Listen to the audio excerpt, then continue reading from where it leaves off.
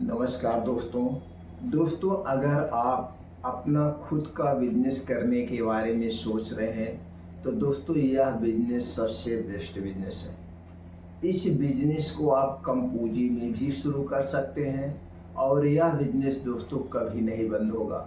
जैसे आप लोगों ने दोस्तों देखा होगा कपड़े का बिजनेस। जी हाँ मित्रों, आज हम बात कर रहे हैं कपड़े का बिजनेस। कपड़े का बिजनेस 3 तरीके से किया जाता है। एक तो आप रिटेल में कपड़े का बिजनेस कर सकते हैं, थोक में कपड़े का बिजनेस कर सकते हैं, लेकिन दोस्तों सबसे अच्छा और सबसे बढ़िया रहेगा हम अपना खुद का ब्रांड बना के लॉन्च करें। दोस्तों अपना खुद का बिजनेस करने का 2 तरीका होता है। एक होता है खुद मैन्युफैक्चरिंग यूनिट डालें, अपना बनाएं और अपना खुद बेचें। लेकिन दोस्तों कपड़े का बिजनेस, चाहे वो साड़ी का बिजनेस है, चाहे शर्ट का बिजनेस या जीन्स का बिजनेस या टी शर्ट का बिजनेस, अगर आप अपना खुद का मैन्युफैक्चरिंग यूनिट डालते हैं तो मैन्युफैक्चरिंग यूनिट डालने में पूंजी ज़्यादा लगती है।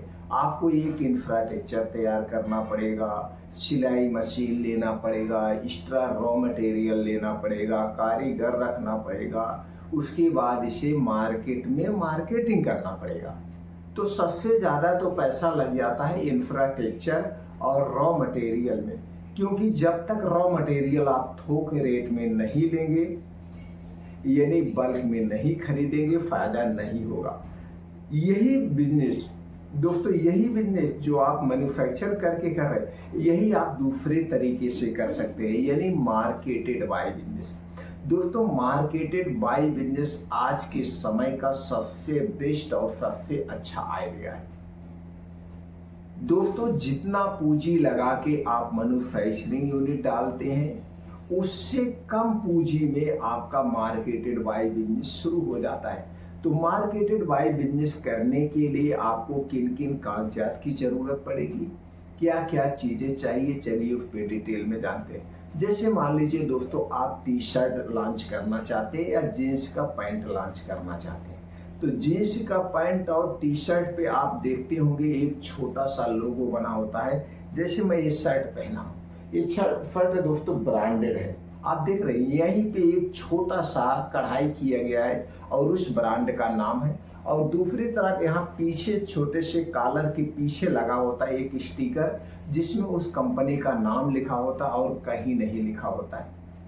तो दोस्तों इसी तरह से होता है मार्केटेड बाय बिजनेस का पूरा डिटेल में। मान लीजिए आप टी शर्ट और जीन्स लॉन्च करना चाहते हैं। अब टी शर्ट और जीन्स दोस्तों लेडीजों में भी आता है, गर्ल्स भी पहनते हैं, लड़के भी पहनते हैं, युवा भी पहनते हैं। अब आपको यहाँ पे डिसाइड करना है सबसे ज़्यादा किस कलर का टी शर्ट चलता है और किस साइज में और किस टाइप के लोग पहनते हैं, और ज़्यादा कुछ करने की ज़रूरत नहीं। ये आपको थोड़ा सा सर्वे करना होगा। अगर आप युवा हैं तो आपको खुद पता होगा किस टाइप का आप टी शर्ट पहनते हैं, किस टाइप का आप जीन्स पहनते हैं। तो ये थोड़ा सा आज का जो ट्रेंड्स चल रहा है उसी हिसाब से आपको करना है। अब चलिए हम बात कर लेते हैं इसको करने के लिए आपको क्या क्या कागजात चाहिए। दोस्तों इस बिजनेस को करने के लिए आपको कोई लाइसेंस लेने की ज़रूरत नहीं है, कोई कागजात लेने की ज़रूरत नहीं है, सिर्फ और सिर्फ आपको जीएसटी नंबर लेना है। जीएसटी नंबर मित्रों फ्री ऑफ कॉस्ट है, इसे आप किसी भी जनसुविधा केंद्र पे जाके अप्लाई कर सकते हैं। नहीं तो सबसे बेटर और सबसे अच्छा है दोस्तों आप सेल टैक्स ऑफिस जाइए। सेल टैक्स ऑफिस में बहुत सारे सेल टैक्स एडवोकेट होते हैं जो कि उनका काम होता है आपके टैक्स को रिटर्न करना, तमाम चीज़ें जो आपकी फाइल बनाना, जो कुछ आपका लेखा जोखा वो अपने पास रखते हैं और आपको दोस्तों मदद करते हैं। तो उनके माध्यम से अगर आप जीएसटी नंबर लेते हैं तो आसान हो जाता है, कहीं फेल होने के चांसेस नहीं होते हैं। तो दोस्तों उनके माध्यम से आप जीएसटी नंबर ले लीजिए। अब इसके बाद आपको कोई कागजात नहीं चाहिए। अब दोस्तों अगर आप इसे ब्रांडिंग करना चाहते हैं, आप सोचते हैं भविष्य में मैं इसे बहुत बड़े लेवल पे ले जाऊंगा, जैसे ब्रांडेड टी शर्ट होते हैं, ब्रांडेड जीन्स का पैंट होता है, वो एक ब्रांड है। तो दोस्तों क्या ब्रांड एक दिन में नहीं बनता है, ब्रांड बनने के लिए मेहनत करना पड़ता है, समय देना पड़ता है। तो दोस्तों वहाँ पे आपको एक नाम चॉइस करना है, कपड़े से रिलेटिव कोई भी एक नाम आप चॉइस कर सकते हैं जो नाम आपको अच्छा लगे, बस नाम बहुत बड़ा नहीं होना चाहिए, छोटा नाम होना चाहिए जिससे सबके जबान पे आ जाए। यहाँ मैं किसी कंपनी का नाम नहीं लेना चाहते थे, तो आप जानते होंगे जैसे आप कोई ब्रांडेड टी शर्ट खरीदते हैं, तो जब ब्रांडेड टी शर्ट खरीदने जाते हैं तो पार्टिकुलर उसी कंपनी का आप दुकानदार से मांगते हैं, उसी को कहते हैं ब्रांड। तो दोस्तों ये एक अच्छा सा नाम चॉइस करना है। अब इस नाम को आप कैसे सेफ रखेंगे, यानी कोई और इस नाम से बिजनेस ना कर सके, तो इसके लिए दोस्तों ने भारत सरकार ने एक संस्था बनाई है। इस संस्था का नाम है IP इंडिया। दोस्तों IP इंडिया आप जाइए गूगल पे सर्च करिए तो पूरा डिटेल आ जाएगा, और इसी IP इंडिया पे सारे प्रोडक्ट रजिस्टर्ड होते हैं, ट्रेडमार्क होते हैं, कॉपीराइट होता है, पेटेंट होता है, सब कुछ यहीं पे होता है। और दोस्तों वहाँ पे जाके आप खुद इसे अप्लाई कर सकते हैं, नहीं तो बहुत सारी ऐसी एजेंसियां हैं, उनके माध्यम से आप अपने नाम को ट्रेडमार्क यानी रजिस्टर्ड करवाना है। अब दोस्तों ये ट्रेडमार्क रजिस्टर्ड कितने दिन के लिए होता है? 10 साल के लिए होता है। 10 साल के बाद इसे फिर रिन्यूअल करवाना पड़ता है। अब दोस्तों इसकी सरकार फीस लेती है। आज 6-7 साल पहले इसकी फीस 3000 थी, आज इसकी फीस 3500 रुपये है, और ये वन टाइम आपको देना पड़ता है, बार बार पैसा नहीं देना पड़ता है। 10 साल के बाद आप इसे फिर रिन्यूअल करवा सकते हैं। अब 10 साल के बाद जो फीस होगी उस आपको देना पड़ेगा, बस आपको कुछ नहीं चाहिए। अब ये आपका ब्रांड नेम हो गया। अब इसी ब्रांड नेम से आप दोस्तों अपने टी शर्ट को और जीन्स को पॉपुलर करिए। अब दोस्तों ये हो गया ब्रांड नेम, ये कागजात हो गए, अब कुछ नहीं करना है, आप इसे घर पे रह के भी कर सकते हैं। और दोस्तों आज जान रहे हैं बिना कपड़े का किसी का काम नहीं चलता है, चाहे बाहर जाना हो, चाहे अंदर रहना हो, घर में रहना हो, दोस्तों कपड़े तो जरूर पहनते हैं। और कपड़ा न तो एक्सपायर होता है जल्दी, ना खराब होता है दोस्तों, और दिन ब दिन इसके रेट बढ़ते जाते हैं, दिन ब दिन इसके रेट बढ़ते जाते हैं, रेट कभी डाउन नहीं होगा। और आज भी अच्छा बिजनेस है और आने वाले भविष्य में भी बिजनेस से अच्छा ही रहेगा, ये बिजनेस कभी बंद नहीं होगा।